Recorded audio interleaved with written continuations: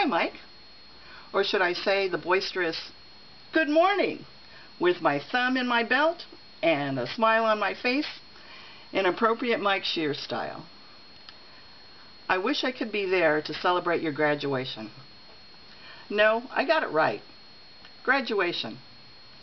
Graduation is a time to honor the achievement of one goal and to live the life of what you want. Because you've worked so hard, not only can you live life the way you want, you can do it when you want to, and however you want to do it, because you can. You just graduated to a whole new level of life, retirement, and you've more than earned it. For some of you, retirement may seem like the end. Truthfully, because many of us think of retiring as an old people thing, retiring is very simple. It means you don't have to work. And how cool is that? Now, Mike gets to start living. He graduates to doing what he wants, when he wants to, because he can. Or if he doesn't want to, he doesn't have to. I want to take a moment to share a little of the Mike Schier that I knew, the man that I had the honor to work with. Bear with me as I take you back to what Guam Fast Foods was like 30 years ago. Back then we had Salzburg Chalet in Tumon. With Johann and Larry, it was known for its exquisite Austrian dinner menu and impeccable service. Snow White in Anigua, with Relativo and Loli, not only did it have a unique pie shape, it also had a whole diverse menu to match it. Serving at 6 a.m., everything from fried rice with an egg roof, to corn dogs, to egg burgers, to soft serve ice cream cones. And finally, our one KFC in Tamuning, with Maylene and Ruel in an old Butler building with all kinds of holes in it, boonies for a back lot, and a temperamental 10-3 cooker that could whip up 20 heads in one round, if she wanted to. Friend and support, we had Alice, Annie, and our president, John Kerr. We had a grand total of maybe 40 employees altogether. We didn't have a warehouse. We had a warehouse truck. One dilapidated old Datsun pickup to shuttle goods back and forth from Guam cold storage to our 20-foot freezer containers in our parking lots. We didn't have a parts department or a maintenance department. We didn't have money to buy extra parts. We had Mike. He was working some all-nighters. It was not unusual to find Mike leaving the restaurant in the morning to finally go home. He'd be the guy working all night, going home greasy, skanky, covered in chicken fat from having tried to keep our cooker operating. If it wasn't the cooker, it was the breading machine. It was always something, breaking or leaking, and we didn't have the spare part. Heck, we didn't have the spare dollar for the spare part. In my first month of working, I learned how much deep kimchi we were really in. In my orientation, Mike explained to me how Guam Fast Food had to stand on its own. It had to make its own money, it had to pay its own way. Okay, it made perfect sense to me. And then I found out. We weren't just in the red.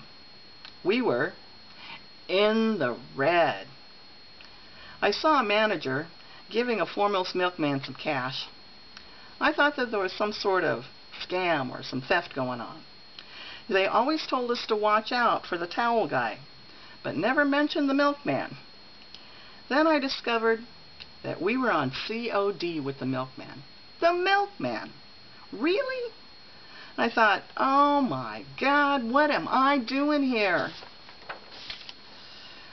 But then there was always Mike, no matter what, always with that genuine positive attitude, rolling up his sleeve to fix whatever he could, because he had to. He'd work all night, then he'd be back at 3 in the afternoon to send his food order out to the West Coast. Then he would call the parts guy and negotiate when we could pay for that part that we just ordered. A couple of hours later, he'd be meeting with some PDN or radio advertising sales rep, and the list goes on. When Mike couldn't keep a cooker running, we would finally order the parts. We always have to DHL it out because we waited so long that we needed it yesterday. Then we had to decide who wasn't going to get paid because, of course, we're going to pay the parts guy first. But eventually things started to turn. Slowly but surely. Antigua Snow White converted to our number 2 KFC. An old modular building was converted to our number 3 KFC in Tumon, complete with a Colonel Sanders statue at the entrance to greet every tourist that came by. Not long after came our very own warehouse, with room for Mike's dream come true, a spare parts section. Then we had the funds for adding an actual maintenance team, Jim Rodson and soon Al Baranda. With the warehouse in place, we converted the Antigua warehouse to the beginnings of our training department. It wasn't long before our 4th KFC popped up in Dededo. And today,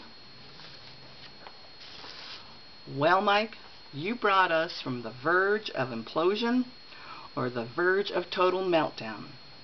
You took us from being in the serious uglies to being in the black, to being in the green, and then being in the green with momentum. You took us from 30 employees in 3 restaurants and no support department to over 150 employees, 2 Sbarros, 6 KFCs, warehouse, maintenance, marketing, training, and admin support teams. Today, Mike Schier, today you are graduating magna cum laude, and it is my honor for having had the opportunity to be a part of that team. I know I speak not only for myself, but for many, many others when I say thank you from the bottom of our hearts. Thank you for everything that you have done. And thank you for making things possible for every single one of us. Have fun on your years ahead. We'll miss you.